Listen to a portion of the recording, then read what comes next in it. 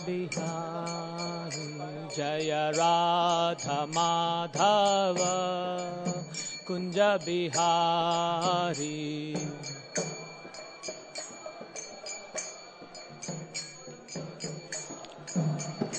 जय गोपी जन वल्लभ गिरिवरधारी जय गोपी जन वल्लभ। हरे कृष्णा। किसी माता जी का पर्स खो गया है या तो गिर गया है कहीं या किसी ने ले लिया है, तो जिसको भी मिला है वो माता जी मेरा ख्याल बाहर खड़े हैं, उनको दे दीजिएगा। हरे कृष्णा। जय गोपी जन वल्लभ गिरिवरधारी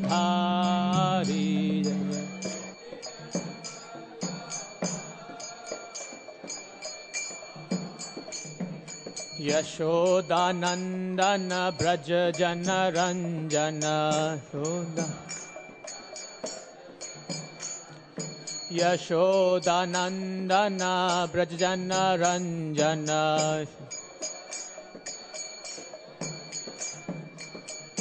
यमुना तीरा वनचारी यमुना तीरा वनचारी यमुना तीरा वनचारी। हरे कृष्ण कृष्ण कृष्ण हरे हरे हरे राम राम राम हरे हरे।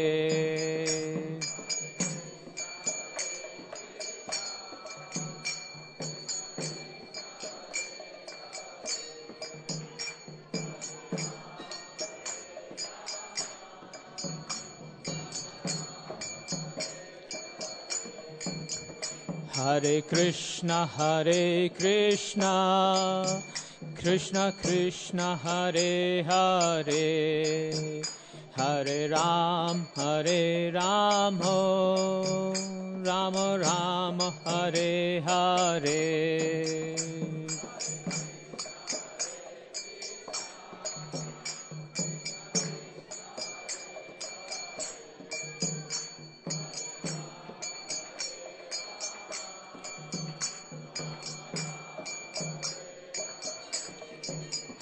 हरे कृष्ण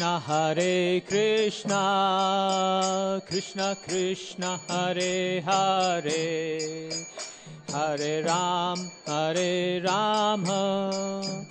राम राम हरे हरे।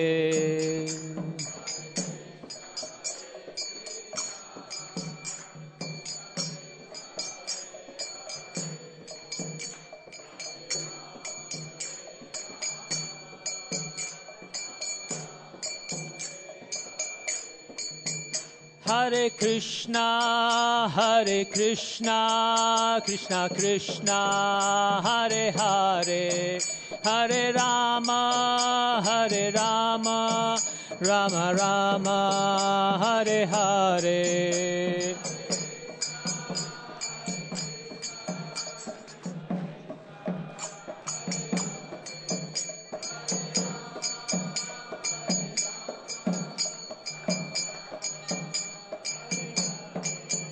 जय राधा पार्थ साथी राधा पार्थ साथी राधे।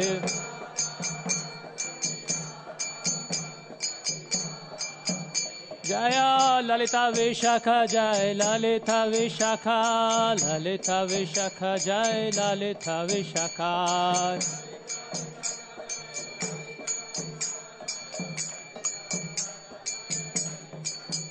जय Sitaram Lakshman Hanuman Sitaram Lakshman Hanuman.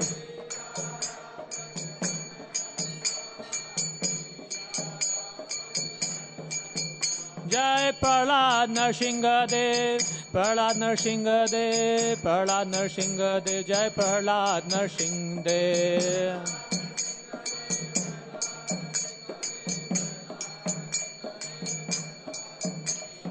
Gauranitai Jaya Gauranitai Gauranitai Jai Gauranitai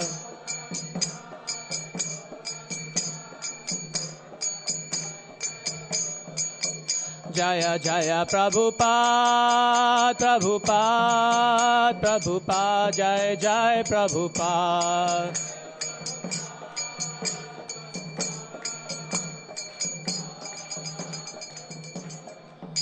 हरिनाम संकीर्तन की जय जय ओम विष्णुपाद परमहंस परिव्राजकाचार्य अष्टोत्तर श्री श्रीमद श्री अभय चरण अरविंद भक्तिवेदांत स्वामी श्री प्रभुपाद की जय अनंत कोटि वैष्णववृंद की जय नमाचार्य श्री हरिदास ठाकुर की जय प्रेम से कहो श्री कृष्ण चैतन्य प्रभु नित्यानंद श्री अद्वैत गदाधर श्रीवास आदि गौर भक्तवृंद की जय श्री श्री राधा पार्थसारथी ललिता विशाखा श्री श्री सीताराम लक्ष्मण हनुमान श्री श्री गौरनिताय श्रील प्रभुपाद की जय Srila Prabhupada transcendental book distribution की जय अनंत कोटि वैष्णव वृंद की जय all glories to assembled devotees all glories to assembled devotees all glories to assembled devotees all glories to Shri guru and Shri Gauranga all glories to Srila Prabhupada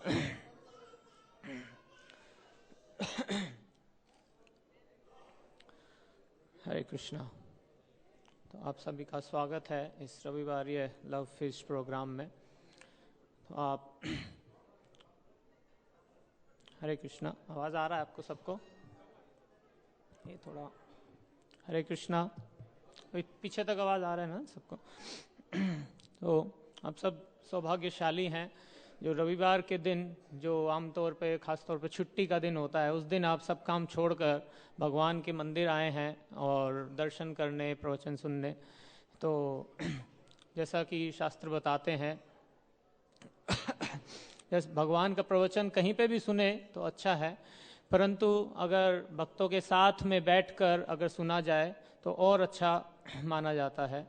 यहाँ तक कि रूप गोस्वामी हमारे पूर्ववर्ती महान आचार्य बताते हैं कि जैसे वैकुंठ से उच्च स्तर पर द्वारका है, द्वारका से ऊपर मथुरा, मथुरा से ऊपर वृंदावन और वृंदावन से भी ऊपर गोवर्धन माना गया है।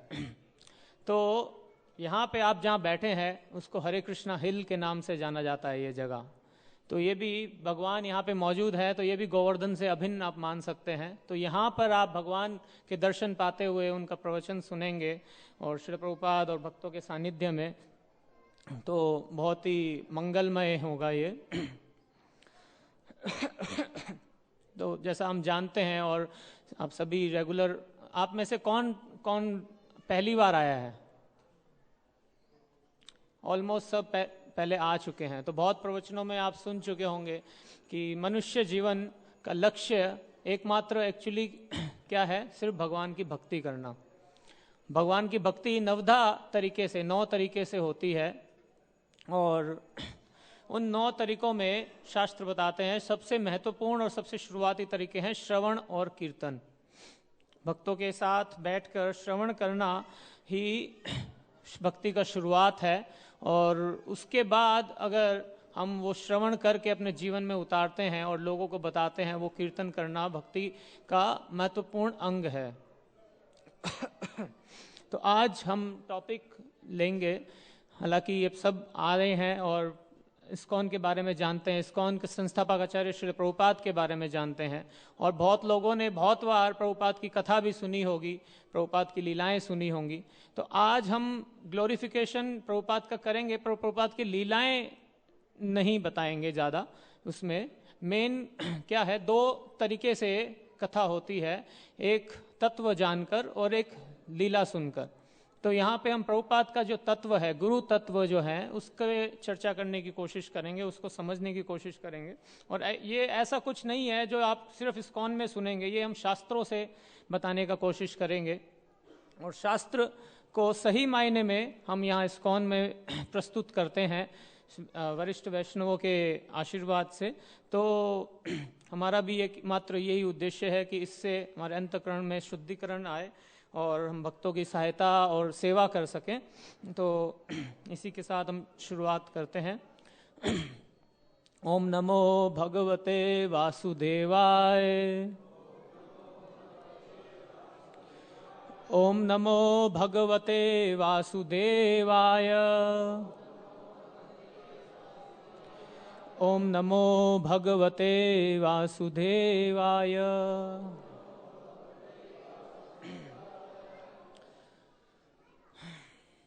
तो शास्त्रों में जनरली जो मेन 3 तत्वों के बारे में वर्णन है, सबसे पहले ईश्वर यानी भगवान का तत्व, ईश्वर तत्व, कृष्ण तत्व, उसके बाद जीव तत्व और फिर माया तत्व। ये 3 मेन का वर्णन है। इसके बाद हम देखते हैं कि हम आज यहाँ पे हमने बताया कि गुरु तत्व पे चर्चा करेंगे।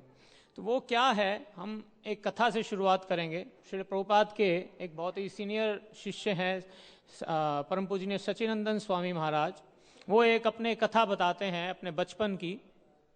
तो वो कहते हैं कि वो जब छोटे बच्चे थे तो वो अपने जर्मनी के हैं वो, तो जर्मनी में अपने एक मित्र के पास जाते थे। बच्चे खेलने जाते हैं एक दूसरे के घर, और वो थोड़े बड़े थे उनसे उम्र में मित्र। तो उनके घर जब जाते थे तो वो देखते थे कि उनके घर के बाहर एक कुत्ता बंधा हुआ होता था। वो देख के भौंकता था उनको, पर वो बंधा हुआ होता था तो कुछ कहता नहीं था। और वो जाते थे अपने मित्र से मिलने, चले जाते थे, अपना कार्यकलाप करके, खेल कूद कर, पढ़ाई करके वो वापस आ जाते थे। तो एक दिन उनका मित्र भूल गया कि वो आने वाले हैं, सच्चिदानंद महाराज उनसे मिलने आने वाले हैं। तो महाराज कहते हैं कि मैं जब जा रहा था तब मैंने देखा वो उस मित्र ने उस कुत्ते को खुला छोड़ दिया, उस कुत्ते को खुला छोड़ दिया, और कुत्ता उनको देख के रोज भौंकता था उनके पीछे। तो आज उसको मौका मिल गया उसके पीछे भागने का, तो वो भागते रहे। महाराज आगे आगे भागते रहे और वो कुत्ता पीछे पीछे भौंकते भौंकते भागता रहा। तो महाराज बोलते हैं कि मैंने अपने मित्र का नाम चिल्लाना शुरू कर दिया जोर जोर से, और ऐसे भागते भागते मैं अपने मित्र के घर के गेट के आगे पहुंच गया और जोर जोर से हाथ खड़े करके मैं अपने मित्र का नाम पुकार रहा हूं। और जब वो मित्र बाहर आया और कुत्ते को चुप कराया, चुप, ये मेरा मित्र हैं, तो वो कुत्ता चुप हो गया। तो इसी तरीके से महाराज कहते हैं, हालांकि एक विनम्र भाव से महाराज अपने आप को प्रस्तुत करते हैं। महाराज कहते हैं इस कथा में मैं जीव हूं, मेरा मित्र जो है भगवान है, और जो कुत्ता है वो माया है।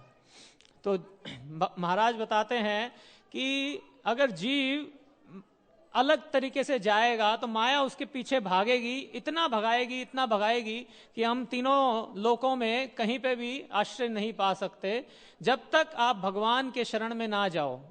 भगवान के शरण में ना जाओ और भगवान को ना पुकारो। जैसा महाराज बताते हैं कि मैंने पुकारा, दोनों हाथ खड़े करके मैं दोस्त को पुकारने लगा, तब वो जब बाहर आया तो उसने कहा ये मेरा मित्र है, मेरा जानने वाला है। तो ऐसे ही जब हम भगवान की भक्ति करते हैं, तो जब हम भगवान के शरणागत होने की कोशिश करते हैं, तो भगवान को पुकारते हैं, तो भगवान अपनी माया को बोलते हैं कि ये मेरा भक्त है, इसे मत तंग करो। भगवान गीता में कहते हैं ये 7वें अध्याय के 14वें श्लोक में, दैवी एषा गुणमयी मम माया दुरतया। मेरी माया बहुत ही कठिन है इसको पार पाना। कैसे पार पा सकते हैं? भगवान आगे बताते हैं कि मेरी शरण पाकर। क्योंकि अगर भगवान की शरण नहीं ली हमने तो माया का पार नहीं पा सकते। माया हमें घसीटती रहेगी। कितने लोकों में, कितने जन्मों में, कितने शरीरों में हम, और कितने योनियां हमें देखनी पड़ेंगी, तब जाकर हमें वापस ये मनुष्य जीवन मिलेगा। और अगर हमने इसमें भी भक्ति नहीं की भगवान की, तो यही जीवन वापस व्यर्थ हो जाएगा। जैसे ये कैसे भागने का तरीका हम उदाहरण देख सकते हैं कि जैसे वाली भागता था सुग्रीव के पीछे, कहीं पे भी उसको शरण नहीं मिली। तो वही जैसे कई संत महात्मा बताते हैं उदाहरण के साथ कि बिना राम के आराम नहीं है। तो वही चीज हम यहाँ देखते हैं कि बिना कृष्ण के शरण लिए हम कभी भी इस संसार से पार नहीं जा सकते। तो कृष्ण बहुत ही दयालु हैं बद्ध जीवों पे, कृष्ण बहुत ही कृपा करते हैं बद्ध जीवों पे। तो जैसे कृष्ण बताते हैं कि भगवत गीता में माँ शुचा, कृष्ण बोलते हैं कि माँ शुचा, मेरी शरण में आओ, तुम्हें डरने की कोई जरूरत नहीं है। तो इसी तरीके से हम देख सकते हैं कि जब भगवान बोलते हैं कि मेरी शरण में आओ, तुम्हें डरने की जरूरत नहीं है, मैं तुम्हारी रक्षा करूंगा, पाप और पुण्य दोनों से मैं आपकी रक्षा करूंगा, तो हमें ये समझना चाहिए कि भगवान जब बोल रहे हैं तो उसको पूरा करेंगे। क्योंकि आज की भौतिक वातावरण में हम क्या देखते हैं, कोई भी हमें प्रॉमिस कर देता है, हम सब मानते हैं। कोई मार्केट में कोई प्रॉमिस करता है, कोई सेल लगती है, या कोई कुछ उदाहरण के साथ कोई भी हम किसी का भी प्रॉमिस मान लेते हैं कि आप इतना करो, आप इतना खर्च करो, आपके अकाउंट में इतना पैसा आएगा। परंतु हम भगवान की बात नहीं मानते। भगवान कहते हैं मेरी शरण में आओ, पर मैं आपकी रक्षा करूंगा। उस पर हमें शक रहता है कि ये गीता हमारे जीवन में उतारने लायक है कि नहीं है। तो ऐसा नहीं है। और दूसरा उदाहरण हम ये भी दे सकते हैं, जैसे बताया जाता है शास्त्रों में, मारे कृष्ण राखे के और राखे कृष्ण मारे के। जब कृष्ण किसी को मारना चाहे तो कोई उसको बचा नहीं सकता। रावण इतना बड़ा योद्धा था, इतना मतलब शक्तिशाली था, 9 के 9 ग्रह उसके चरणों में रहते थे। फिर भगवान जब आए उसको मारने के लिए, कोई नहीं बचा पाया। स्वयं भगवान शिव भी उन्हें बचा नहीं पाए। सोचिए, जब स्वयं राम आए तो वो रावण का अंत होना निश्चित था। परंतु अब दूसरा उदाहरण हम देखते हैं प्रहलाद महाराज का, राखे कृष्ण मारे के। भगवान उनको जब बचाना चाहते हैं, उनको कितने कितने तरीकों से मारना चाहा हिरण्यकशिपु ने। नहीं, हाथी के पैर के नीचे कुचलना चाहा, आग में जलाना चाहा, पहाड़ों से फेंक दिया, जहरीले सांपों के बीच में उनको रख दिया, फिर भी कुछ नहीं हुआ उनका, क्योंकि कृष्ण उनको बचाना चाहते थे, कृष्ण उनको बचा रहे थे। तो ऐसे बहुत सारे उदाहरण हैं। मतलब हम देख सकते हैं कि जब कृष्ण रक्षा करना चाहते हैं तो कोई भी उसका कुछ बिगाड़ नहीं सकता, बाल भी बांका नहीं कर सकता। तो ऐसे ही कृष्ण जब रक्षा करते हैं, वो कृष्ण अलग अलग तरीकों से रक्षा करते हैं। ऐसा नहीं है कि हर बार स्वयं कृष्ण आते हैं। तो हम बद्ध जीवों के लिए, स्पेशली कलयुग में क्या है कि भगवान अपने नाम में अवतरित हुए हैं। दूसरा, भगवान अपने इन बद्ध जीवों की रक्षा करने के लिए भगवान एक दूसरा रूप लेते हैं। वो क्या है? गुरु का। जब भगवान गुरु के रूप में आते हैं, तब हम जब उनकी शरण में जाते हैं, गुरु की शरण में जाते हैं, गुरु की कृपा के अनुसार, उनके आज्ञा अनुसार जीवन को व्यतीत करते हैं, तब हम देख सकते हैं कि हमारे जीवन में मंगल ही मंगल होगा। ये कैसे? ऐसा नहीं कि हम कोई भी गुरु स्वीकार करें या किसी को भी गुरु बना लें। आजकल बहुत फेमस है, नहीं कोई भी, मतलब आजकल तो भौतिक जगत में ऐसी ऐसी चीजें हैं कि गन गुरु, चेस गुरु, क्रिकेट गुरु, कुछ भी गुरु, कोई भी किसी ने कुछ चीजें सिखाई। अब सोचिए, कोई व्यक्ति किसी को गन चलाना सिखा रहा है, उसको बोलते हैं गन गुरु। गुरु शब्द इतना सस्ता बना दिया है। तो ऐसे हमारे आचार्यगण बताते हैं, ऐसे शास्त्रों में वर्णन आता है कि ऐसे लोगों को गुरु नहीं कहता, गोरू कहा जाता है, गधा कहा जाता है। तो ये चीजें, गुरु बहुत ही एक महत्वपूर्ण शब्द है।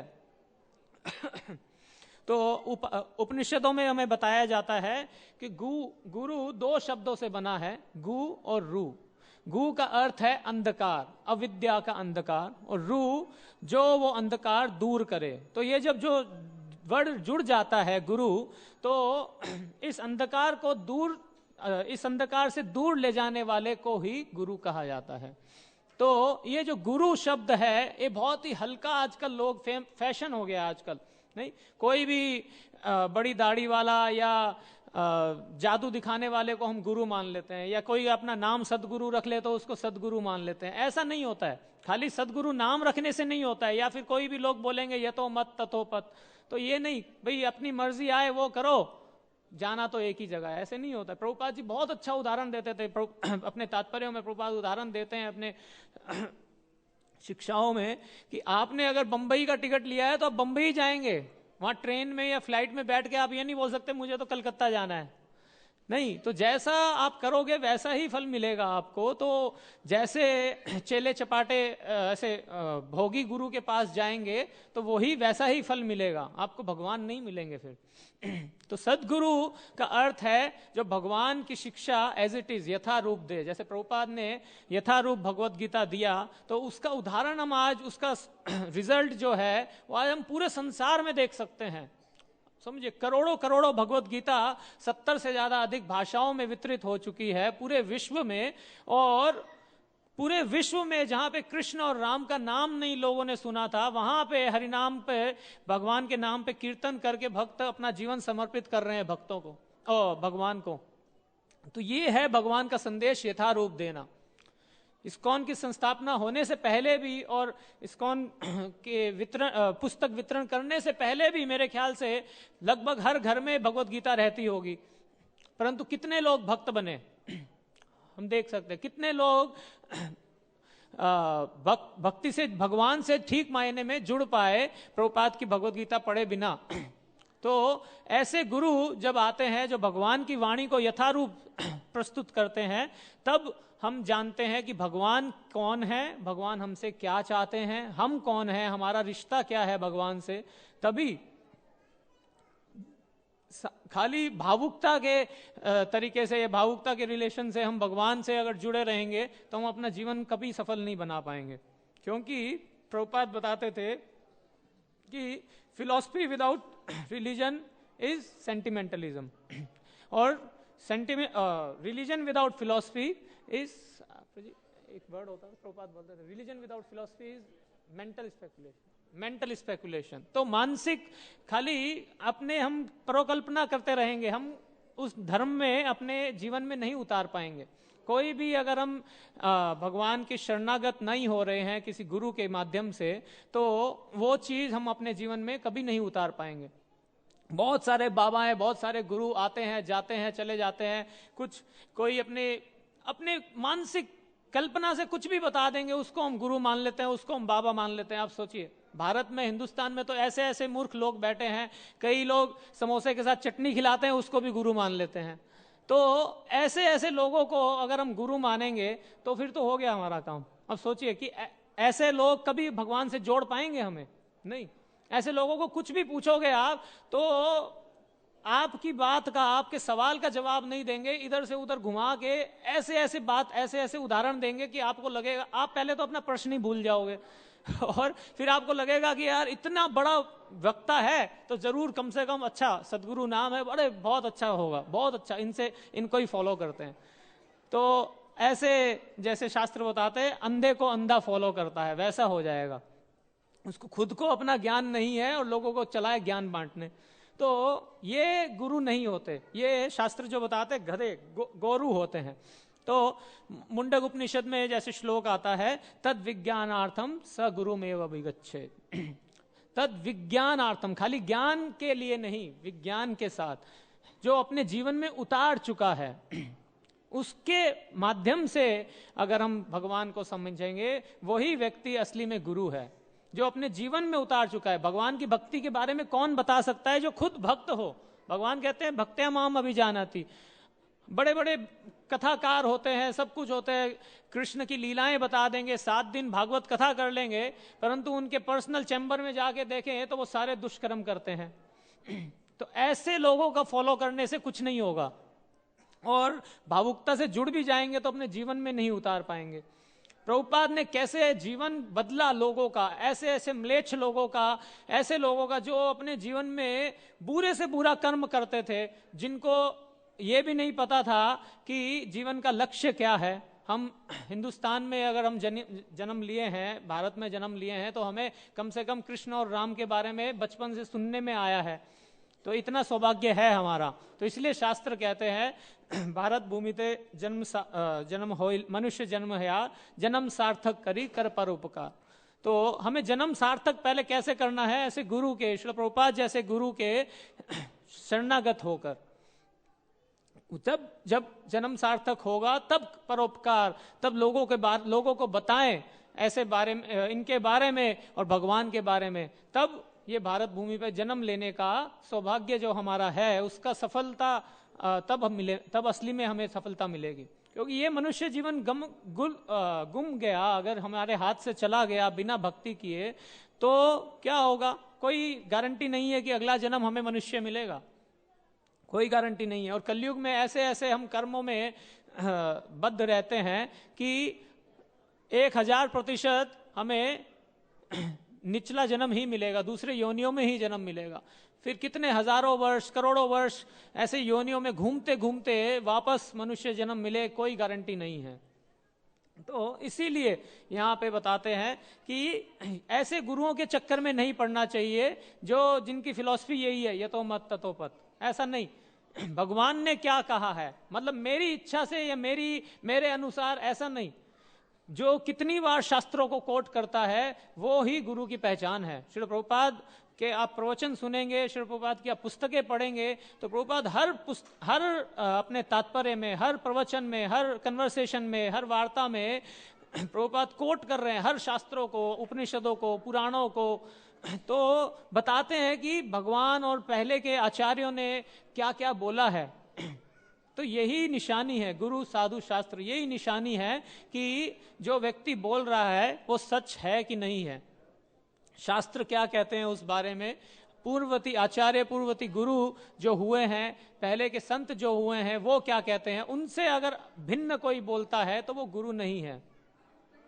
तो एक ऐसे व्यक्ति, मतलब जिसको अनुभवी, जैसे एक वो कहावत है कि जहां ना पहुंचे रवि वहां पहुंचे कवि, और एक इसके आगे और कहावत है, जहां ना पहुंचे रवि और कवि वहां पहुंचे अनुभवी। तो ऐसे अनुभवी व्यक्ति जिन्होंने अपना पूरा जीवन उस भक्ति में लगा दिया है, और उनका जीवन, ये विज्ञानार्थम का अर्थ यही है कि अपने जीवन में वो सिखाते हो, अपने आचरण से सिखाते हो। अपने आचरण से जो सिखाता है वही आचार्य है, वही गुरु है। वेद व्यासदेव जी स्वयं बोलते हैं, आचार्यवान ही पुरुषो वेदो। तो ये आचार्य जो हैं वो ही हमें सिखा सकते हैं कि गुरु कौन है। उनके जीवन से हम देख सकते हैं कि गुरु अपने लिए कुछ नहीं चाहता। ऐसा नहीं है कि वो अपनी मनगढ़ंत बातें बताएगा और फॉलोअर्स को इकट्ठा करेगा और अपना घर भरेगा, ऐसा नहीं। श्री प्रभुपाद जी से किसी ने पूछा कि प्रभुपाद, अगर आप इतने ही शुद्ध संदेश दे रहे हैं तो आपके इतने कम फॉलोअर क्यों हैं? प्रभुपाद ने उदाहरण दिया कि हीरे की दुकान पे ज्यादा लोग नहीं जाते हैं क्योंकि उनको उसकी पहचान ही नहीं होती है। नकली लोग तो नकली दुकान पे बहुत सारे लोग जाएंगे, हीरे की पहचान बहुत कम लोगों को होती है और उसको खरीद पाना की क्षमता बहुत कम लोगों में होती है। तो जो असली चीज है उस पर कम ही लोग आएंगे जो सिंसियर हैं। जैसे आप लोग हैं जो संडे को कुछ भी कर सकते थे, बाकी सब छोड़कर अगर भगवान के धाम, भगवान के घर, भगवान के दर्शन करने, भगवान की कथा सुनने आए हैं, तो बहुत कम है। दिल्ली में कितनी जनता है, कितने लोग आते हैं, हम देखें तो वो चीज अगर हम देखें तो इससे पता चलता है कि असली कथा जहां मिलती है वहां लाखों की संख्या में भीड़ नहीं होती है। जहां यतो मत तथो पत मिलता है, जहां भीड़ भाड़ में जो तेरी मर्जी आए वो कर, बस मेरा जेब भरता रहे, वैसा चलता है, वहां पे तो दुनिया भर के लोग चले जाएंगे। तो वो चीज हमें देखनी है। और शास्त्र बताते हैं ऐसे गुरु जब मिल जाए जिनका जीवन ज्ञान क्या है, जो अपने हृदय ज्ञान है अपने मस्तिष्क में वो दिखे और विज्ञान वो अपने हृदय में, मतलब एक अपना जीवन उस चीज को दे दे वो, तो उनके जीवन से हम जो सीख सकें। जैसे प्रभुपाद जी और उनके सैकड़ों शिष्य हैं जो अपने जीवन से हमें सिखाते हैं कि कैसे भगवान की सेवा की जाए। हमारे गुरुजन आज भी 60, 70, 80 की आयु में भी अगर हम देखें तो पूरे विश्व में भ्रमण करते हैं। किस लिए? कि लोगों का भला हो सके, लोगों का उद्धार हो सके, कि उनको देख के उनको एंकरेजमेंट मिलेगी, उनको देख के वो उत्साही बने रहेंगे भगवान की भक्ति में, सेवा में। तो ऐसे ही ऐसे गुरु जब मिलते हैं तो शास्त्र में आगे बताते हैं, यस्य देवे परा भक्तिर यथा देवे तथा गुरो। क्या? यस्य देवे परा भक्तिर, आगे की लाइन, यथा देवे तथा गुरु। जितनी भक्ति भगवान की है उतनी भक्ति गुरु की भी होनी चाहिए, उतनी भक्ति ही गुरु की होनी चाहिए। अगर सिर्फ भगवान की भक्ति है, गुरु की भक्ति नहीं है, तो भगवान कहते हैं वो मेरा भक्त नहीं है। भगवान अर्जुन को बोल रहे हैं कि असली में जो बोलता है कि वो मेरा भक्त है, वो असली में मेरा भक्त नहीं है, परंतु जो मेरे भक्त का भक्त है वो ही असली में मेरा भक्त है। भगवान अर्जुन को बोल रहे हैं आदि पुराण में। तो ये देख सकते हैं हम, तो यथा देवे तथा गुरु, जितनी भक्ति भगवान की हम करते हैं उतनी ही भक्ति गुरु की भी होनी चाहिए, तब जाकर हम आगे बढ़ पाएंगे। और ऐसा भी नहीं कि भगवान को भी भूल जाएं और सिर्फ गुरु की करते रहें, नहीं। ऐसे भी बहुत सारे लोग हैं अपने मंदिर में सिर्फ गुरु जी की फोटो लगा के रखेंगे, ऐसे आशीर्वाद देते हुए, प्रातः स्मरणीय परम पूज्य फलाना फलाना बाबा जी, नहीं, ऐसे नहीं। प्रभुपाद जी के स्थान आप देखेंगे, कोई भी इस्कॉन मंदिर में जाएं, प्रभुपाद जी का स्थान कहाँ पे है? आपने सबने दर्शन किए राधा पार्थसारथी के, प्रभुपाद जी कहाँ बैठे हैं? ठाकुर जी के चरणों में। ये स्थान है गुरु का। परंतु क्योंकि वो शिष्य को उद्धार करने आए हैं, शिष्य, भगवान स्वयं जब आए हैं गुरु के रूप में, तो शिष्य के लिए वो भगवान के बराबर हैं। और सिर्फ ये मनोग्रंथ बातें नहीं है, ये शास्त्र हमें बताते हैं। उपनिषदों में, सुबालो उपनिषदों में व्यासदेव बताते हैं, गुरुर एव हरिर साक्षात कृष्ण एव न तु संशया। तो अब सोचिए, व्यासदेव जी खुद स्वयं बता रहे हैं, कृष्ण एव न तु संशया, कोई संशय मत रख, गुरुर एव हरिर साक्षात। कौन है गुरु? हरि साक्षात। हम रोज इस्कॉन के भक्त जो हैं रोज गुरुवाष्टकम में भी गाते हैं, साक्षात हरित्वेना समस्त शास्त्रे। सब शास्त्र यहाँ पे बता रहे हैं, साक्षात हरित्वेना समस्त शास्त्रे। तो ये चीज जब हम सीखेंगे, यहाँ पे जानेंगे, तब हमें पता चलेगा कि असली में गुरु कौन है। और ऐसे गुरु जब मिलते हैं तो व्यासदेव आगे बताते हैं, गुरु भक्ति सदा कुर्यात, गुरु भक्ति सदा कुर्यात। तो ऐसे गुरु जब मिल जाते हैं तब गुरु की भक्ति करनी चाहिए, और हमेशा करनी चाहिए। क्यों? गुरु की भक्ति करेंगे, गुरु के आदेशों का पालन करेंगे, तो वो गुरु क्या सिखाएंगे? कि हमेशा भगवान की भक्ति करो। प्रभुपाद हमेशा यही सिखाते हैं।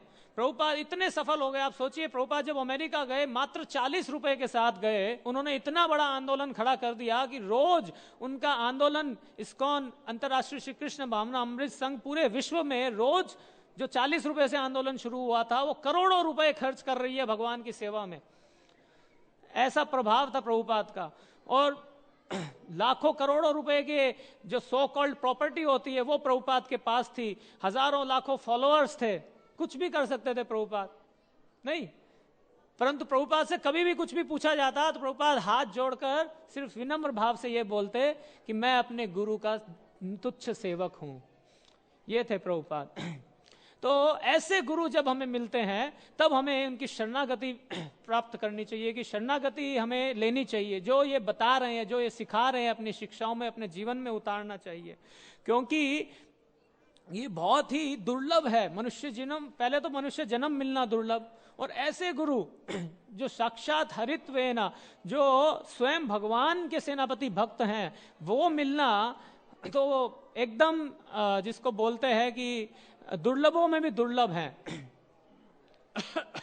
तो वैसे गुरु जब मिल जाएं तो हमें उनकी भक्ति करनी चाहिए। क्योंकि भगवान बताते हैं भगवत गीता में, भगवान बताते हैं कि मनुष्य नाम सहस्त्रेषु कश्चिद यतति सिद्धया, कि सारे मनुष्यों में, सैकड़ों मनुष्यों में कोई एक व्यक्ति सिद्ध बनने की स्थिति, सिद्ध बनने की आगे बढ़ता है, इस पे कदम बढ़ाता है। और ऐसे सैकड़ों सिद्धों में और ऐसे सैकड़ों मुक्त आत्माओं में एक कृष्ण भक्त मिलता है। और ऐसे सैकड़ों कृष्ण भक्तों में ऐसे आचार्य, ऐसे गुरु मिलते हैं। तो आप सोचिए, अगर हमें ऐसे गुरु मिले हैं, ऐसे आचार्य मिले हैं, तो हमारा कितना बड़ा सौभाग्य है। तो ये सौभाग्य बहुत ही मुश्किल से शरणागत भाव प्राप्त कर सकता है मनुष्य जीवन, ऐसा सौभाग्य पाकर भी। क्यों? क्योंकि जैसा हमने बताया, माया है अंधकार। माया हमें बार बार अंधकार में डालेगी। क्यों? माया कौन है? उस उदाहरण के साथ अगर हम देखें जो सच्चिदानंद महाराज बताते हैं, माया भगवान की दासी है, भगवान की सेवक है। जैसे कुत्ता और वो जो दोस्त था, तो भगवान जब चुप कर देते हैं तो वो चुप हो जाती हैं। परंतु भगवान ने ही उनको सेवा में लगाया है कि कोई मेरा अभक्त आए तो उनके पीछे दौड़ते रहो। तो वैसे ही माया दौड़ाती रहेगी, तीनों जगत में, 14 लोकों में दौड़ाती रहेगी। अनगिनत हमें योनियां भी प्राप्त करनी पड़ेंगी। तो कैसे? जब गुरु भक्ति करते हैं फिर कैसे माया दौड़ाएगी? हम गुरु की सेवा करते करते हमारे मन में विचार आएगा कि ये भी तो हमारे जैसे ही हैं, ये भी वृद्ध अवस्था प्राप्त कर रहे हैं, इनके भी सफेद बाल आ गए हैं, बिना सहारे ये भी नहीं खड़े हो सकते, आज इतने बूढ़े हो गए हैं कि मेरा हाथ पकड़ के चलते हैं, 2 वक्त इनको भी प्रसाद चाहिए, फलाना ढिमकाना। ऐसी चीजें हमारे मन में आती रहेगी। ऐसी चीजें जब मन में आएगी तो ये ही माया का जाल है, आप समझ लें। कि ऐसे गुरु जब मिल जाएं और गुरु की सेवा करते करते ऐसा भाव जब आ जाए, तो ये ही माया का जाल है। माया हमें तुरंत गिराना चाहती है। क्यों गिराना चाहेंगी? कोई ये पूछ सकता है कि माया क्यों गिराना चाहेगी जब हम गुरु की, सदगुरु की सेवा कर रहे हैं और भगवान की भक्ति कर रहे हैं। नहीं, परंतु हमारे मन अभी तक शुद्ध नहीं है, हमारी शरणागति नहीं है। हमारी शरणागति जब हो जाएगी ऐसे गुरु के प्रति, तब हम ऐसे विचार आएंगे भी, पहले तो आएंगे ही नहीं, ऐसे आएंगे भी तो हम इसमें फंसेंगे नहीं। क्योंकि ऐसा विचार आना ही एक तरह से मनुष्य जीवन में दुर्गति है। कि हम ये सोच सकते हैं ना कि भाई आराम करने के लिए हम भी दिन में सोते हैं, भाई गुरु भी सोते हैं, हमारे जैसे ही तो हैं, देखने में भी वैसे ही हैं। मनुष्य सामने हम भी 16 माला करते हैं, वो भी 16 माला करते हैं, हम भी डीटी वर्शिप करते हैं, वो भी डीटी वर्शिप करते हैं। नहीं, जब हम ये चीजें में पढ़ेंगे तो हम समझ लीजिए हमारी दुर्गति तय है, क्योंकि भगवान भी फिर नहीं बचाएंगे हमें। समझिए कि इस चीज में अगर हम सोच लेते, अब सोचिए उसी उदाहरण के साथ जो महाराज देते हैं, अगर वो अपने दोस्त के पास ना जाता तो वो कुत्ता भगाता रहता, और हो सकता है थोड़ा तेज आके उसको खा भी जाता।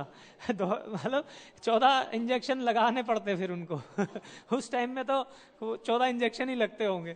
तो भगवान बताते हैं why fear when I am here, कि जब मैं यहाँ पर हूँ गुरु के रूप में, तो इससे डरने की जरूरत नहीं है। इन चीजों से मुक्त हो तब जाकर आप गुरु की सेवा कर सकते हो।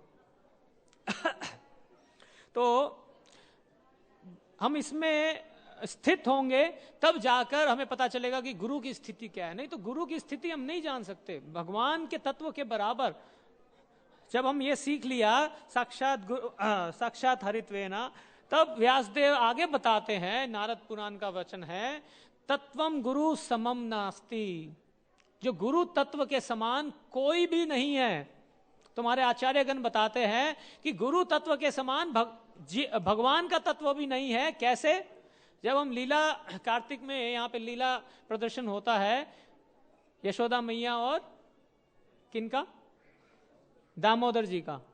तो उसमें कौन भगवान है, कौन भक्त है, कौन बड़ा है? अगर कृष्ण भगवान है तो वो डर के क्यों भाग रहे हैं यशोदा मैया से? सोचिए। तो ऐसे ही शुद्ध भक्त जो गुरु हैं, उनकी स्थिति ऐसी है, भगवान भी उनके शरणागत हो जाते हैं। भगवान भी वही करते हैं जो शुद्ध भक्त चाहता है। प्रभुपाद आज से 40 वर्ष पूर्व कह के गए कि मेरी इच्छा है दिल्ली में एक बड़ा मंदिर और 1 डजन मंदिर होने चाहिए। किसी ने नहीं सोचा था। उस टाइम किराए का एक मंदिर होता था इस्कॉन का, उसमें भी ऐसा था हर 6 महीने हर 12 महीने में वो खाली करना पड़ता था। आज इस्कॉन के 14-15 केंद्र हैं इस्कॉन के दिल्ली, खाली दिल्ली जैसे शहर में। सोचिए कैसे पूरा हुआ? क्योंकि एक शुद्ध भक्त की इच्छा थी तो भगवान ने भी पूरा किया उसको।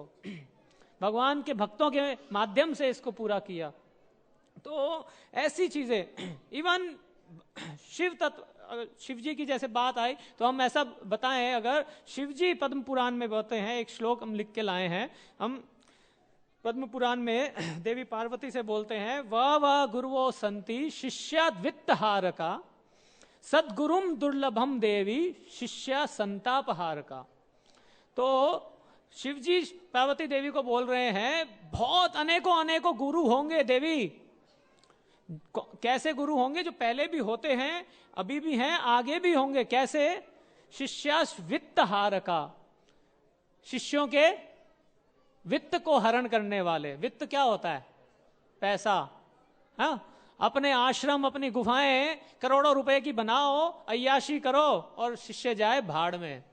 परंतु आगे शिव जी क्या बता रहे हैं पार्वती देवी को? सदगुरुम दुर्लभम देवी। ऐसा सदगुरु बहुत ही दुर्लभ है, बहुत ही दुर्लभ है। कैसा?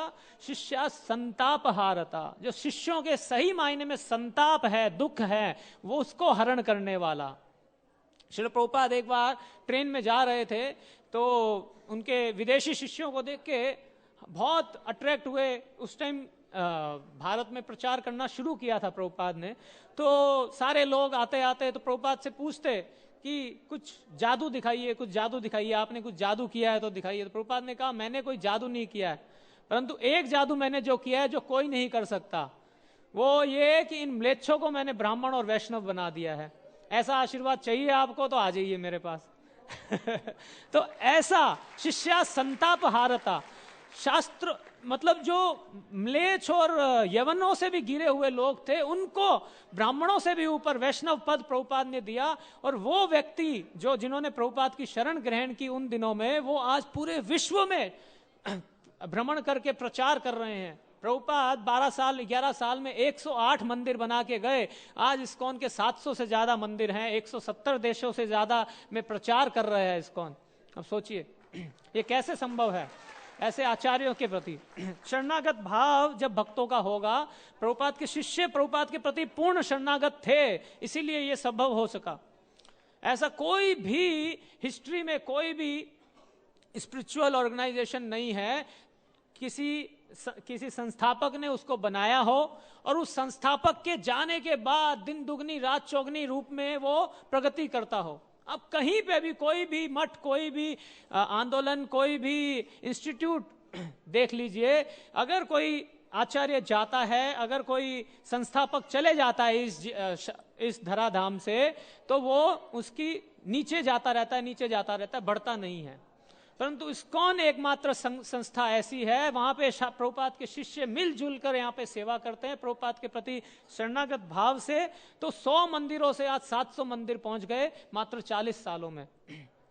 तो ये प्रभुपाद जी का कमाल है, क्योंकि उनका भाव क्या है, सिर्फ प्रभुपाद की सेवा करना मिलजुल कर। चाहे कैसे भी किसी का भी स्वभाव हो, किसी का मन कोई दूसरी सेवा करना चाहो या कोई तीसरी सेवा करना चाहे, परंतु सारे का मेन पॉइंट क्या है कि मेरी सेवा से प्रभुपाद जो है खुश हो, प्रभुपाद संतुष्ट हो।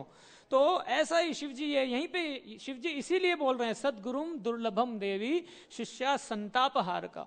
ऐसे सद्गुरु बहुत ही दुर्लभ है, बहुत ही दुर्लभ है। तो ऐसे दूसरे चीजों में हम देखें तो श्रीमद् भागवतम में एक कोट आता है, श्रीमद् भागवतम में एक श्लोक आता है, पहले स्कंद के 3 अध्याय का 10वां श्लोक, हम साथ में बोल सकते हैं। भवद्विदा भागवता तीर्थभूता स्वयं विभो तीर्थी कुर्वन्ति तीर्थानि स्वन्तास्थेना गदाभृता। तो श्रीमद् भागवतम भी ये बोलते हैं कि ऐसे शुद्ध भक्त क्या है, तीर्थी कुर्वन्ति तीर्थानि। ऐसे शुद्ध भक्त जहां पर भी जाते हैं वहां पर तीर्थ बना देते हैं उस स्थान को। क्यों? क्योंकि वो अपने हृदय में गोविंद को, श्याम सुंदर को, कृष्ण को लेकर चलते हैं। तो कहीं ये पूछ सकता है कि भगवान भगवत गीता में बोलते हैं मैं तो सबके हृदय में विराजमान हूं, तो हम तो सब शुद्ध भक्त हुए, है ना। भगवान भगवत गीता में बोलते हैं, ये गलत नहीं है। 15वें अध्याय के 15वें श्लोक में बोल रहे हैं भगवान सर्वस्य चाहम हृदय सन्निविष्टो। हृदय में, हमारे हृदय में भी है, आपके हृदय में भी है, उनके हृदय में भी, सबके हृदय में है भगवान। 18वें अध्याय के 61वें श्लोक में भी भगवान बोलते हैं ईश्वरा सर्वभूतानाम हृदय से अर्जुना तिष्ठति। नहीं, उस रूप में नहीं। जब भगवान के शुद्ध भक्त के बारे में जब बात होती है तब वो बात होती है कि भगवान के शुद्ध भक्त हमेशा उस बात के लिए एक्टिव रहता है कि मेरे हृदय में भगवान है, और वो सबको उस एंगल से देखता है। और हमारे बहुत महत्वपूर्ण आचार्य हुए, उन्होंने एक गाया भी है एक भजन, उसमें एक लाइन आती है, मेरे को ठीक से शायद याद नहीं है। तुम्हारा हृदय सदा गोविंद विश्राम, गोविंद कहे वैष्णव मम प्राण। थोड़ा सा मेरा गलत हो सकता है श्लोक, परंतु इसका अर्थ यही है कि भगवान के शुद्ध भक्त के हृदय में हमेशा गोविंद विश्राम करते हैं। और गोविंद स्वयं बोलते हैं कि ऐसे जो वैष्णव आचार्य हैं मेरे प्राण हैं। ऐसी बहुत सारी लीलाएं हैं, बहुत सारी लीलाएं हैं जब भगवान कहते हैं कि मैं कुछ नहीं कर सकता, मेरे भक्तों के पास जाओ, वो ही तुम्हें बचाएंगे। नहीं तो स्वयं भगवान जब ऐसा चीजें बता रहे हैं अपने भक्तों के बारे में, तब हम सोच सकते हैं कि भक्त की स्थिति क्या है, एक शुद्ध भक्त की स्थिति क्या है। जब हम ये जान लेते हैं तो हमें ये पता होना चाहिए कि क्या करना है आगे। नहीं, हम सिर्फ ये जान लें और जाके बस प्रसाद खा के वापस चले जाएं और अगले संडे वापस आ जाएं तो क्या होगा। शुद्ध भक्त जो बता रहा है उसको जीवन में नहीं उतारेंगे तो कोई फायदा नहीं है उसका। हालांकि प्रसाद खाने से फायदा होगा, नो डाउट। प्रभुपाद ने अपना आंदोलन प्रसाद से ही शुरू किया तो उसका कोई मतलब जो लाभ है वो ऐसे ही नहीं जाएगा, परंतु अगर हम शुद्ध भक्त के प्रति शरणागत हो जाएंगे तब हमें पता चलेगा कि उसकी असली जो शिक्षाएं हैं वो हमारे जीवन में के लिए कितनी महत्वपूर्ण है, क्योंकि उनका जो जीवन है वो सिर्फ और सिर्फ भगवान की सेवा के लिए है। एक और श्लोक हम बताएंगे, तीसरे स्कंद के 5वें अध्याय का तीसरा श्लोक है, जिसमें भगवान के भक्तों के बारे में बताया गया है। जनस्य कृष्णाद विमुखस्य दैवाद अधर्मशीलस्य सुदुखितस्य अनुग्रहाय चरन्ति नूनम भूतानि भव्यानि जनार्दस्य। तो भगवान जनार्दन के जो भक्त हैं वो पूरी पृथ्वी पे विचरते हैं, पूरी पृथ्वी पे विचरण करते हैं। जैसा हमने अभी बताया कि प्रभुपाद अपने छोटे से इस जीव काल में 10 साल का जो इनका प्रचार काल था उसमें 14 बार पूरी पृथ्वी का भ्रमण किया। आज की डेट में ये हो सकता है कम लगे, क्योंकि बहुत सारे साधन आ गए हैं, बहुत आसान है ये। आज से 50 साल पहले अगर देखेंगे, विश्व का भ्रमण करना 70 साल की से बड़े आयु में और 14 बार, ये कोई आम बात नहीं थी 50 साल पहले। तो प्रभुपाद जी से किसी ने पूछा कि Prabhupada why do you travel so much, आप इतना ट्रेवल क्यों करते हैं? तो प्रभुपाद ने कहा to stop your travel in the 3 worlds, कि आपका तीनों लोकों में ये रोकना, इसलिए मैं ट्रेवल करता हूं कि आप इन जो 84 लाख योनियों में आप वो कर रहे हैं, ट्रैवल कर रहे हैं, उसको रोकना चाहता हूं मैं, इसलिए पूरे विश्व में जाता हूं। तो ये हैं ऐसे शुद्ध भक्त। जब प्रभुपाद जैसे शुद्ध भक्त भगवान के आते हैं तो उनके हृदय में करुणा होती है। किसके लिए? बद्ध जीवों के लिए, हमारे लिए करुणा होती है। तब वो जो छोड़ के जाते हैं, आप यूट्यूब पे देखेंगे प्रभुपाद अंतिम क्षणों में जब ये धराधाम छोड़कर समाधि लेने वाले थे, भगवान के धाम जाने वाले थे, उस समय 80 साल से ज्यादा, भौतिक दृष्टि से हम देखें 80 साल की ज्यादा आयु हो गई, एकदम शरीर खत्म होने वाला है भौतिक दृष्टि से। उस टाइम व्यक्ति क्या करेगा? उस टाइम प्रभुपाद भागवतम का ट्रांसलेशन कर रहे थे, अनुवाद कर रहे थे, उसके ऊपर तात्पर्य दे रहे थे। ऐसा वीडियो भी है, कोई भी देख सकता है यूट्यूब पे। तो ऐसे प्रभुपाद, ऐसे करुणा से भरे हुए आचार्य जब आते हैं, हमें देखना चाहिए कि हमें आगे क्या करना है। ऐसे आचार्य जब आएंगे, आज भी हमारे गुरुजन जो हैं वो जैसे हमने बताया कि 60, 70, 80 की अवस्था में हैं, परंतु किसी का भी कोई ध्यान, अपने शरीर का ध्यान ना रख के इसी प्रभुपाद की तरह ही पूरे विश्व भ्रमण में लगे रहते हैं, ताकि कोई भक्त उत्साह से दूर ना रह सके। उनको देख के वो उत्साह आता है उनमें, तो वो आज भी भ्रमण करते हैं। ऐसे भक्त जिनको अपना शरीर का ध्यान रखने का याद नहीं आता, उनका जो ब्रेकफास्ट और लंच होता है वो रात के 10 बजे होता है, ऐसे भक्त हैं। तो हमें ये सीखना चाहिए कि ऐसे भक्तों से जब हमारा जीवन में मिलना होता है या उनके साक्षात्कार होता है, उनके दर्शन होते हैं, तो हमें क्या करना चाहिए? ऐसे भक्तों की शरणागति हमें प्राप्त करनी चाहिए। ऐसे भक्त के बारे में शास्त्र बताते हैं, दर्शने पवित्र करो एई तुम्हार गुण। ऐसे भक्त के दर्शन मात्र से ही पवित्र हो जाता है व्यक्ति, अगर हम शरणागति ले लें। क्योंकि गंगा में स्नान करने के बाद ही पवित्र होंगे, वो भी शरीर पवित्र होगा, क्योंकि आप बाहर वापस जाकर गंदे काम करोगे तो गंगा में स्नान करने का कोई फायदा नहीं। परंतु भगवान के शुद्ध भक्त के आप शरणागत अगर हो गए, उनके एक बार आप चरणाश्रय, गुरुपादाश्रय आपने ले लिया, तो और उनके जीवन, अपना जीवन उनके शिक्षाओं के अनुसार जीने का संकल्प ले लिया, तो आप इस भव से पार हो गए। आपके लिए गोलोक के दरवाजे भगवान स्वयं खोलेंगे। प्रभुपाद बोलते थे कि जो ये प्रचार कार्य अपने जीवन भर करेगा, जो मेरा सहयोग देगा इस जीवन प्रचार कार्य में, स्वयं चैतन्य महाप्रभु उसको लेने आएंगे इस जीवन पर्यंत। अब सोचिए, और ये कोई एग्जैगरेशन नहीं है, लोग जानते हैं।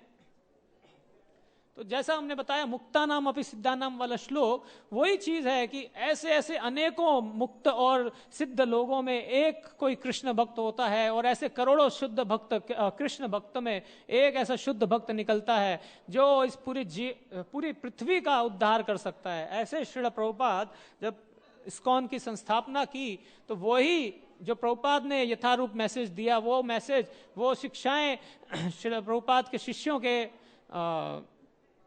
और वरिष्ठ वैष्णवों के माध्यम से आज भी इस्कॉन में उपलब्ध हैं, उनकी पुस्तकों के माध्यम से। और अभी भी जो पुस्तक वितरण मैराथन है वो अभी भी चल रहा है। तो भक्त लोग पुस्तक वितरण करते हैं, किस लिए? पैसा कमाने के लिए नहीं, ताकि ज्यादा से ज्यादा लोगों के पास ये ज्ञान जाए। अब सोचिए, जो IIT पास है, इंजीनियर है, वो छोड़कर, वो सब कुछ छोड़कर भगवान की सेवा में रत हैं, किस लिए? वहां पे उनको लाखों रुपए मिल सकते थे, लाखों रुपए की नौकरियां मिल सकती थी। वो सब कुछ छोड़कर जब भगवान की सेवा में रत हैं और पुस्तक वितरण कर रहे हैं, किस लिए? उस आनंद से ज्यादा आनंद मिल रहा है यहाँ पे तभी।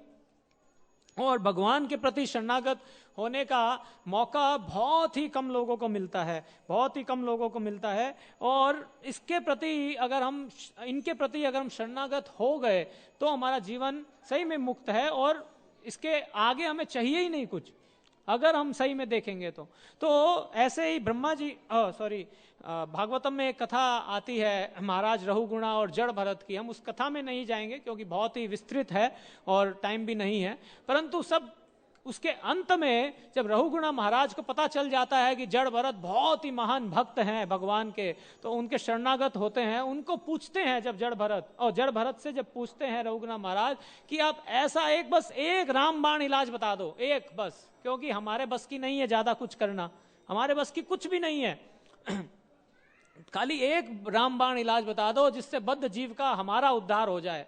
तो रघुगुणा महाराज जड़ भरत से ऐसा प्रश्न पूछते हैं, किसके लिए? हमारे लिए, हम बद्ध जीवों के लिए, कि ऐसा रामबाण इलाज बताइए कि बस वो करते ही मुक्त हो जाए व्यक्ति, वो करते ही सारे संताप दूर हो जाए, भगवत धाम चले जाए। तो जड़ भरत क्या बोलते हैं 5वें स्कंद के 12वें अध्याय के 12वें श्लोक में, रहुगुणयता तपसा न याति न तेजयया निरपणाद गृहाद्वा न छंदसा नैव जलाग्नि सूर्य वीणा महत्पाद रजो अभिषेकम। महत्पाद रजो अभिषेकम, इससे पहले क्या बता रहे हैं कि कितनी भी तपस्या कर लो उससे कुछ नहीं होगा।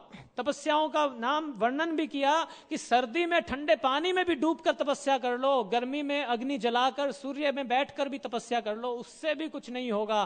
कितने भी तीर्थ कर लो उससे भी कुछ नहीं होगा, परंतु किससे होगा? महत्पाज राज अभिषेकम। शुद्ध भक्तों की, महतों की पाद की, पद्म की, चरणों की रज से अपने शरीर का अभिषेक जब करेंगे तब जाकर हमारी मुक्ति हो सकती है, तब जाकर इस बद्ध जीवन का उद्धार हो सकता है इस कलयुग में। तो श्री प्रभुपाद की कृपा से, उनकी पुस्तकों के माध्यम से, और उनके शिष्य भी आज पृथ्वी भर में विचरण कर रहे हैं प्रचार करने के लिए इस्कॉन के माध्यम से। हमने जैसे बताया कि 700 से ज्यादा केंद्र इस्कॉन के हैं। आप कहीं पे भी रहें, आपके आसपास थोड़ी मेहनत आपको करनी पड़ेगी ढूंढने में, जरूर कोई ना कोई इस्कॉन का केंद्र होगा, कोई साप्ताहिक कार्यक्रम चलता होगा, मंदिर नहीं भी होगा तो साप्ताहिक कार्यक्रम जरूर चलता होगा। तो आप जरूर इसके, यहाँ पे आप आ रहे हैं, आप अपने रिश्तेदारों को भी बता सकते हैं कि ऐसा सौभाग्य मिलना बहुत ही कठिन है, क्योंकि ऐसे भक्तों की, ऐसे आचार्यों का जो चरण रज जब मिलेगी तभी हमारा जीवन सफल होगा, और नहीं तो सफल नहीं होगा, नहीं तो हम जान ही नहीं पाएंगे। पहली बात तो हम जान ही नहीं सकते कृष्ण कौन है, भगवान कौन है, नहीं जान सकते। आप सोचिए कौन कौन बड़े बड़े देवी देवता नहीं जान पाते। ब्रह्मा जी बोलते हैं कि भाई जो लोग बोल रहे हैं मैं कृष्ण को जानता हूं उन्हें बोलने दो, मैं चतुर्मुखी ब्रह्मा नहीं जान सकता आपके बारे में। ब्रह्मा जी भगवान को बोल रहे हैं कि मैं नहीं जानता आपके बारे में, जो बोलता है मैं जानता हूं, उनको बोलने दो। तो आप सोचिए कौन जान सकता है। भगवान भगवत गीता में कहते हैं भक्त्या माम अभिजानाति, शुद्ध भक्त ही मेरे बारे में जान सकते हैं, उनके शरणागति करने से ही हम भी जान पाएंगे। और हम पूर्ण रूप में नहीं परंतु कम से कम अंश रूप में भी अगर जाने और भगवान के शरणागत हो जाएं, उनकी भक्ति करें, उनका संदेश जो है, उनकी शिक्षा जो है भगवान का और भगवान के भक्त का अपने जीवन में उतारें, तो तब जाकर हम देखेंगे कि हमने जीवन में क्या पा लिया। जैसे एक बहुत ही फेमस भजन है, हालांकि कोई वैष्णवों के द्वारा गाया नहीं है, परंतु आप सबने सुना होगा, पायो जी मैंने राम रतन धन पायो। तो राम और कृष्ण नाम का जो धन है वो शुद्ध भगवान के शुद्ध भक्तों के माध्यम से जब मिलता है तब जाकर हमारे जीवन में असर होता है। ऐसे भी आप नहीं देख सकते। तो ये चीज जब हमें देखने को मिलेगी, ऐसे गुरु, ऐसे आचार्यों की, ऐसे शुद्ध भक्तों की जब हम शरणागत होकर उनकी शिक्षाओं को अपने जीवन में उतारेंगे, तब हम देखेंगे कि हमारा जीवन सफल हो रहा है, मनुष्य जीवन हमारा सफल होगा और हम आगे बढ़कर भगवत धाम जा सकेंगे और दूसरे लोगों की भी मदद कर सकेंगे। तो हम यहीं पे इस वाणी को विराम देते हैं। प्रभु जी कुछ बोलेंगे और आपका कोई प्रश्न हो तो इसमें ज़रूर आप पूछ सकते हैं, कोई डाउट हो तो। हरे कृष्णा, बहुत बहुत धन्यवाद। तो आपको प्रभु जी ने गुरु तत्व के बारे में बताया, लेकिन एक बात समझना है कि गुरु तत्व जो है क्या होता है, जेहि कृष्ण तत्व वेत्ता सही गुरु होय। जो कृष्ण के तत्व को जाने वो गुरु है। तो हमें कृष्ण के तत्व को जानना है। तो कोई ऐसी भी चीज़ नहीं है कि वो जीव तत्व नहीं है। जो गुरु है वो कभी जीव तत्व भी हो सकता है, आप भी गुरु हो सकते हैं, कोई भी गुरु हो सकता है। जैसे कि चैतन्य महाप्रभु कहते हैं, जारे देखा तारे कहो कृष्ण उपदेश। जिसको देखते हो उसको कृष्ण का उपदेश करो। हमार आज्ञा गुरु हैया तार ऐ देश, हमारी आज्ञा से तुम गुरु बनो। तो चैतन्य महाप्रभु की आज्ञा है कि आप भी गुरु बनो, सब लोग गुरु बने, हर कोई गुरु बने। अब जहाँ तक ये बात है कि भगवान गुरु का रूप लेते हैं, ये बात सही है। ये भी कहा गया है गुरु एव हरि साक्षात, गुरु साक्षात हरि है। और ये भी शास्त्रों में बताया गया है, गुरुर ब्रह्मा गुरुर विष्णु गुरुर्देवो महेश्वरा। गुरु साक्षात पर ब्रह्म है, कि साक्षात पर ब्रह्म है, तस्मै श्री गुरु वेदमा। ये सब शास्त्र की बातें हैं। लेकिन फिर यहाँ पर किंतु शब्द का प्रयोग होता है। हम लोग रोज गाते हैं विश्वनाथ चक्रवर्ती ठाकुर का गुरुमष्टकम। उसमें वो कहते हैं, साक्षात हरित्य समस्त शास्त्र उक्त तथा भावित सद्भि, कि साक्षात गुरु हैं, साक्षात हरि हैं। गुरु है साक्षात हरि हैं, सब शास्त्रों ने कहा है। और सद्भि यानी सत्पुरुषों ने इसकी भावना भी की है। किंतु अब विश्वनाथ चक्रवर्ती ठाकुर क्या करें, इस पर ध्यान दीजिए, क्या करें, किंतु। अब किंतु का क्या मतलब है समझो। अगर इस बात को आप ऐसे पकड़ लेंगे लकीर के फकीर तो गलत भी हो जाएगा। किंतु प्रभोरिया प्रिय तस्य, वो प्रिय भक्त हैं, वो प्रिय सेवक हैं भगवान के, वो स्वतंत्र नहीं है भगवान से। तो इस तरह से जो है मतलब इसकी गहराई को समझिए। इसलिए विश्वनाथ चक्रवर्ती ठाकुर मतलब जब किंतु शब्द का प्रयोग कर रहे हैं, इस बात को समझ लीजिए, है ना, कि वो भगवान से स्वतंत्र नहीं है। जो गुरुमष्टकम का पहला श्लोक है उसमें बताया गया कि भगवान जो है समुद्र के समान है, भगवान समुद्र के समान है।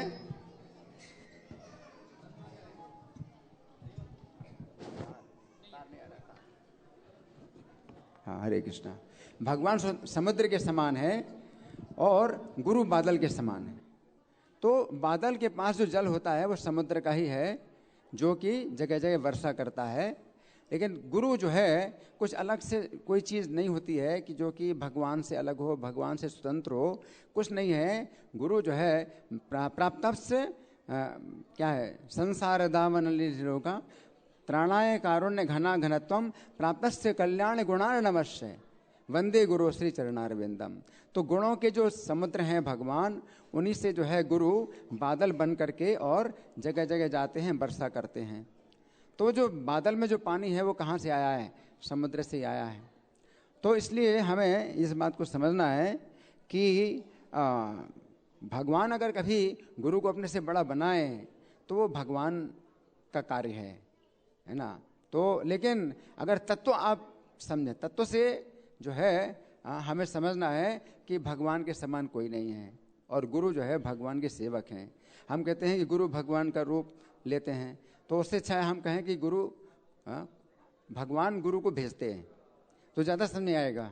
क्योंकि इस तरह की जो धारणा है ये बहुत ज़्यादा फैली हुई है कि गुरु भगवान है, गुरु भगवान है, और किसी को आपने गुरु भगवान मान लिया तो फिर जो है वहीं पर गाड़ी ख़त्म, बंद हो गई गाड़ी, आगे कुछ है ही नहीं। अब वो जो कुछ भी करें वो तो भगवान है, वो तो गुरु भगवान है। तो इस तरह का जो विचार है ये बहुत ज़्यादा चल रहा है, बहुत ज़्यादा फैला हुआ है। तो जीव गोस्वामी कहते हैं अगर शास्त्र के अनुसार वो नहीं बोल रहा है आप गुरु का त्याग कर दो। जैसे ही जो है आप देखते हैं कि गुरु जो है शास्त्र के अनुसार नहीं बोल रहा है, आप गुरु का त्याग करो, तो ये भी बात बताई गई है।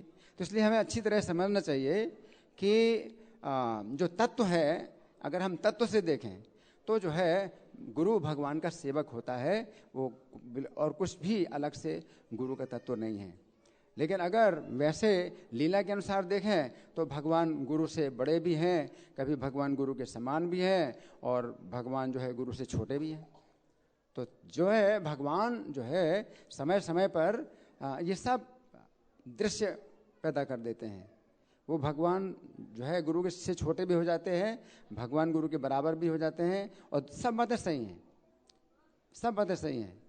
लेकिन यहाँ तक तत्व की बात है तो आप इस समझ लीजिए, जय कृष्ण तत्ववेत्ता सही गुरु है। तो जो गुरु होता है वो दूसरों को गुरु बनाता है। तो प्रभुपाद ऐसे गुरु हैं जिन्होंने सबको गुरु बनाया, कि है ना। तो जो बिल्कुल म्लेच्छ थे, बिल्कुल नालायक थे, उनको भी जो है प्रभुपाद ने जो है इतना शुद्ध किया कि आज्ञा दी कि गुरु, है ना। कि कोई ऐसा गुरु अगर कहता है कि मैं गुरु हूँ और कोई मेरे जैसा गुरु नहीं है, तो फिर वो जो है गुरु नहीं है। तो प्रभुपाद ने ऐसी बात नहीं की। प्रभुपाद ने अपने को बहुत नीचा प्रस्तुत किया। प्रभुपाद ने कहा कि मैं तो नीचा हूँ और ये संदेश ऊंचा है, मैं आपको संदेश दे रहा हूँ, इसमें कुछ बदल नहीं रहा हूँ, बस मेरी इतनी योग्यता है कि मैं बदल नहीं रहा हूँ, मैं तो नीचा हूँ। फिर प्रभुपाद ने कहा कि गुरु एक डाकिया, पोस्टमैन की तरह है, कि वो भगवान का संदेश आपको दे रहा है, उसमें कुछ बदल नहीं रहा है। तो डाकिया का जो है केवल इतना ही योग्यता है कि वो आपके जो संबंधी हैं, आपके मित्र हैं, उनका संदेश आपको पहुंचा रहा है और इसमें कुछ भी जोड़ नहीं रहा है। तो अगर आप भगवान के संदेश को दोहराते हैं तो प्रभुपाद का गुरु बनना बहुत आसान है। आप भगवान के संदेश को केवल दोहराइए और कुछ भी आप बदल लीजिए नहीं है, तो आप प्रभुपाद के संदेश को आप दोहराइए, तो आप जो है आप भी जो है शुद्ध होंगे, वो भी व्यक्ति शुद्ध होंगे, वो भी शुद्ध, आप भी शुद्ध होंगे। तो शुद्धिकरण हो रहा है। आप नहीं भी अगर समझ पा रहे हैं तो भी प्रभुपाद के संदेश को दोहरा रहे हैं, तो आप जो है शुद्ध हो रहे हैं। और इस तरह से आप भी जो है गुरु बनते हैं। पुस्तक वितरण करते हैं तो भी आप जो है गुरु हैं, क्योंकि आपने भगवान का शुद्ध संदेश दे दिया किसी को। तो इस तरह से भी एक दृष्टि से आप भी गुरु हैं कि आप कुछ बदले नहीं। तो ज़्यादा अच्छा यही है कि हम बदले नहीं कोई चीज़, और किताब से पढ़ करके ही सुनाएं, प्रभुपाद के शब्दों को सुनाएं, तो भी जो है आप पूरी सुरक्षा है। तो हर प्रकार से सुरक्षा है। तो हमें ये समझना है, क्योंकि आजकल बहुत ज़्यादा ये गलत विचार चल रहा है ना। तो वो गुरु हैं, गुरु भगवान है। अब गुरु भगवान है, कितना खतरनाक ये जो है विचार है कि गुरु भगवान है। अगर आपने कह दिया कि गुरु भगवान है तो फिर जो है मतलब कुछ भी आप नहीं समझ पाएंगे और घोर अज्ञान में आप चले जाएंगे, है ना। तो इसलिए ये चीज़ नहीं है। और अभी ऋत्विक सिस्टम ही चल रहा है। ऋत्विक वाले भी जो है एक अलग हमारे जो है एक ग्रुप बन गया है, जो कि प्रभुपाद के बाद किसी को गुरु नहीं स्वीकार कर रहे हैं। तो ये भी गलत है ना, कि प्रभुपाद ने जो है अपने शिष्यों को गुरु बनाया, उन्होंने आज्ञा दी कि गुरु बनो और तुम जो है संदेश आगे बढ़ाओ। तो इस तरह से भी जो है मतलब कोई अगर विचारधारा चलती है तो भी गलत है। इसलिए हमें बहुत सावधान रहना है कि इधर भी नहीं उधर भी नहीं। बहुत सीधे आप बिल्कुल चलिए, सीधे सीधे चलिए। कि आप इधर से गुरु को सामान्य व्यक्ति समझ लें तो भी अपराध होता है, गुरु को भगवान समझ लें तो भी अपराध होता है, हर तरह से अपराध है। इसलिए आप बड़े सावधानी से आप चलिए। इसलिए विश्वनाथ चक्रवर्ती ठाकुर कहते हैं किंतु किंतु प्रभोर यहाँ प्रिय तस्य, केवल वो गुरु जो है भगवान के प्रिय सेवक हैं। एव का मतलब केवल इतना ही है। गुरु जो है केवल इतना ही मात्र है, केवल गुरु के भगवान जो है गुरु जो है भगवान के प्रिय सेवक हैं, बस। वंदे गुरु श्री चरणारविंद। हरे कृष्ण। हरे कृष्ण हरे कृष्ण।